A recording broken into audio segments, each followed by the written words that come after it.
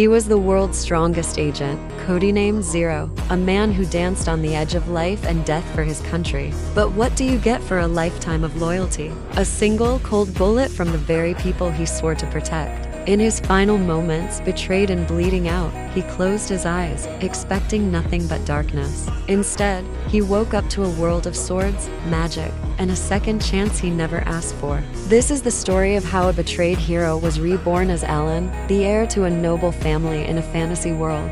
But this new life wasn't a peaceful retirement. His family, the House of Pendragon, was in ruins, burdened by debt and scorned by other nobles. Even worse, Alan himself was born with zero magical talent, a cripple in a world where magic is everything. The servants whispered, the other nobles laughed, and his own family looked at him with disappointment. For them, he was just another failure, a stain on their once proud name. But they had no idea who they were dealing with. This wasn't just some helpless boy. This was Zero, a master of strategy, combat, and survival. While everyone else was practicing flashy spells, Alan was in the woods, honing his body. He adapted his old world training, pushing his physical limits beyond what anyone thought possible. He learned to read the forest, to track beasts, to become a shadow. He didn't need fancy magic. His mind was his greatest weapon, and his body was his sharpest blade.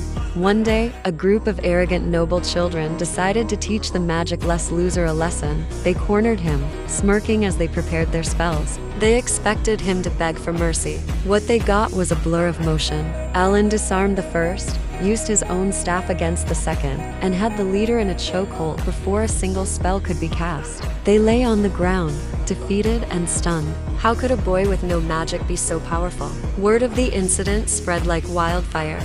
The useless heir had single-handedly defeated a group of magically gifted nobles. His family was shocked, but for the first time, a glimmer of hope appeared in their eyes. Alan's father, a broken man weighed down by his family's decline, saw something in his son he hadn't seen before, a fighter's spirit. He gave Alan the family's last treasure, a rusty, forgotten sword.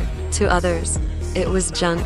To Alan, it was a tool. He spent days and nights in the old training yard, the clang of his sword echoing in the silence. He wasn't just swinging it, he was merging it with his soul, combining his past life's combat knowledge with this new world's physics. His peaceful training was cut short when a pack of demonic wolves, creatures twisted by dark magic, descended upon his family's territory. The local guards were overwhelmed, their magic proving ineffective against the frenzied beasts. Panic erupted. Just as a massive alpha wolf was about to tear through the village gate, a figure stood in its path. It was Alan, his rusty sword held steady. The nobles who had once mocked him now hid behind the walls, scoffing. What can he do? He's just going to get himself killed. But Alan was calm. He remembered every mission, every close call from his past life. This was just another Tuesday for Zero. The alpha wolf lunged, its claws like daggers. But Alan didn't flinch. He sidestepped with impossible grace, his blade a silver streak in the moonlight. It wasn't magic. It was pure, unadulterated skill. He moved like a dancer, each step precise, each swing fatal. He exploited every opening, every microsecond of the beast's recovery time. The other wolves charged, but they were met with the same deadly precision. He became a whirlwind of steel and strategy, felling one wolf after another while the magic users watched in utter disbelief. They had thrown powerful fireballs that barely singed the creatures, yet Alan was defeating them with a piece of old metal. Finally, only the alpha remained.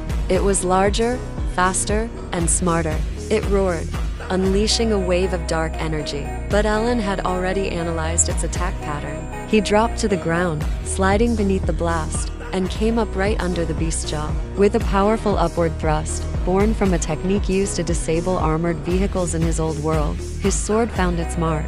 The giant wolf collapsed, its reign of terror over. Silence fell over the battlefield, broken only by Alan's steady breathing. He stood amidst the fallen beasts, not a single scratch on him. The villagers and guards stared, their fear replaced by awe. The boy they had called useless had just saved them all. News of his victory reached the capital. The Royal Academy, a place for the most elite and magically gifted students, took notice. They couldn't ignore someone who could slay a pack of demonic wolves single-handedly, magic or no magic. An invitation arrived, a rare honor. His family was ecstatic. seeing it as a chance to restore their name. But the other noble houses were furious. They saw Alan's entry as an insult to their magical lineage. On his first day, Alan walked into the academy and was met with a wall of hostility. The top student, a prideful fire mage named Ignis, immediately challenged him to a duel. "Let's see what a magic-less commoner can do," Ignis sneered, his hands already glowing with flames. The entire academy gathered to watch the spectacle. It was supposed to be an execution. Ignis launched a massive fireball, expecting Alan to be turned to ash. But Alan just took a small step to the side, letting the fireball scorch the wall behind him. "Is that all?" Alan asked, his voice calm. Enraged, Ignis unleashed a barrage of fire spells, each more powerful than the last. But Alan moved through the onslaught like a ghost. He wasn't just dodging, he was closing the distance with every move. The students watched, mesmerized. It was like watching a fish swim through a net. He was untouchable. In a matter of seconds, Alan was face to face with Ignis. The fire mage panicked, tried to create a wall of fire, but it was too late. Alan tapped Ignis on the shoulder.